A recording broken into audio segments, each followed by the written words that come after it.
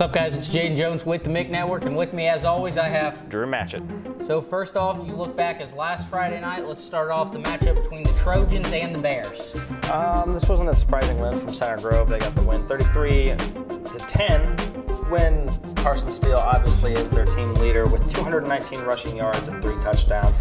Not a surprising win. I believe we both picked Center Grove on that one. Center Grove now with a 3-3 record as they get back on track at 500 in the win column and loss column. Next up, the Ben Davis Giants traveled to Lawrence North to take on the Wildcats. They were able to come away with a 48-38 victory. Highlight another running back, Delbert Mims, with 269 rush yards and 4 touchdowns in a win over Lawrence North. Next up, a huge matchup for second place in the Mick. You want to talk about that one?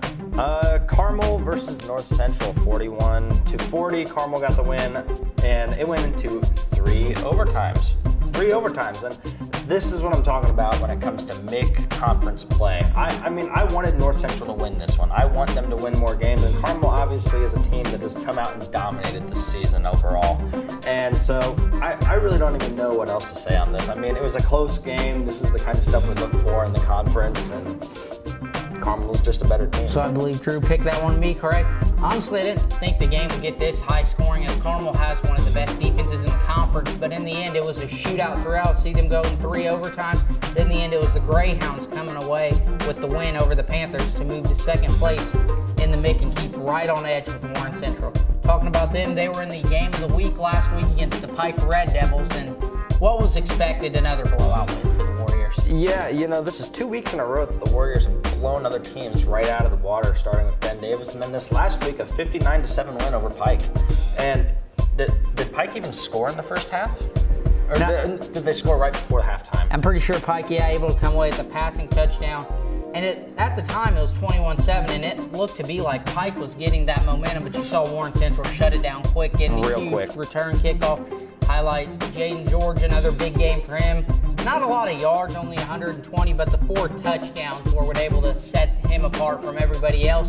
2 of those touchdowns, I believe, going to star receiver David Bell. After this, is Jaden George up to number 1 in the state after this game? Actually, you look down here, he's still second in the state with 1,378 pass yards behind Eddie Schott of Southport, who I believe he's the leader in the nation. So not for Jaden George to be sold short. It's just Eddie Schott has been up there with the best of them. But let's go ahead and move into the Week 7 matchup, starting off with both these teams coming off a loss. The 5th-ranked North Central Panthers traveling to Lawrence Central to take on the 8th-ranked Bears. Drew? I think after North Central's performance against Carmel, it was not a bad performance. Let's be honest, Trayvon Elliott and Liam Thompson were working their dynamic duo like they usually do every week. And LC has obviously been on a rough path this season.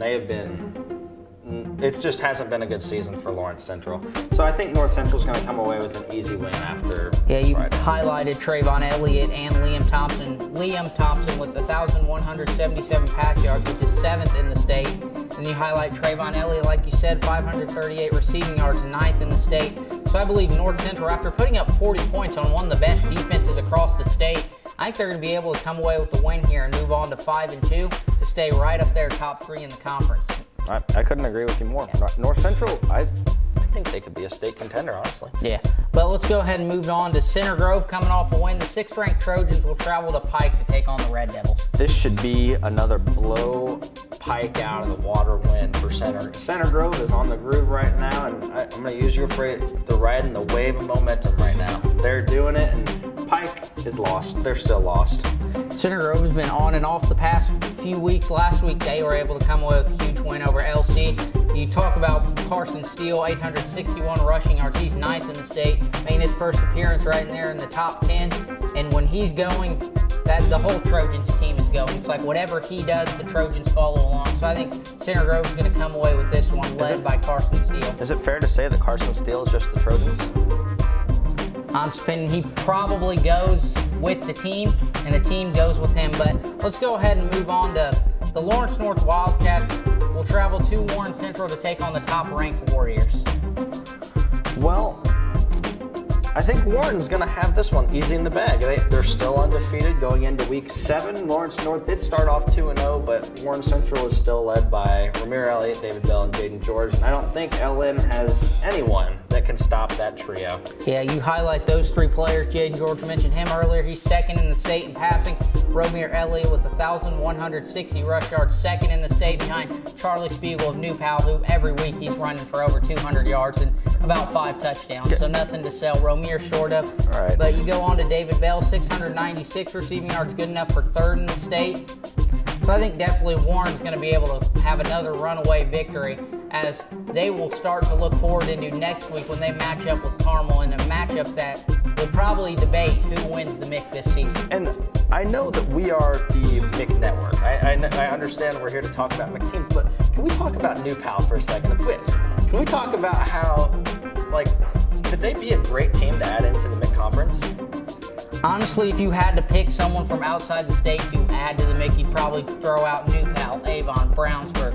But first things first, New Pal has to move to 6A, which if they can win 5A state this year, they make the jump to 6A. I think that should be an easy in the bag win for them. But let's go ahead and move on to the MIC Network Game of the Week, when the 4th-ranked Greyhounds will travel to Ben Davis to take on the Giants. I think this will overall just be an interesting game because Ben Davis is coming off of a pretty big win, and Carmel's also coming off of a pretty good win over North Central. And Carmel's currently ranked 4th, BD is ranked 7th, and BD has had some hiccups along the way this season. Carmel's looked dominantly strong, and for that reason, I think Carmel's going to have a win over Ben Davis. Actually, sorry about that. The game will be at Carmel, not at Ben Davis. That's on me, but I think definitely you highlight Carmel up there, right up there with Warren, competing head-to-head, trying to stay in the race to become champions of the conference and show that they should be a favorite playing up in the north. They'll go through a bracket with no other MIC teams. But I think BD, like you said, has had some hiccups along the way. But I mean, they definitely have a good offense with Delbert Mims, Dominic Day.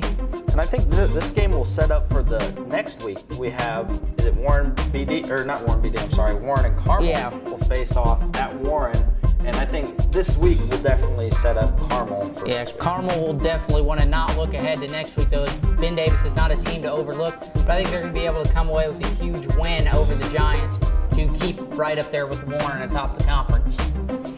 And I don't know, do we have anything else to talk about? Yeah, I do want to mention the rally towels. Get out to the game of the week this week. First 50 people get those rally towels, and you'll see us out there. So make sure to get out to Carmel High School, get your rally towel, where on that towel you have the MIC40 code, which gets you 40% off your Papa John's pizza. Also helps students like us get scholarship money for college. I ordered pizza last night with that code.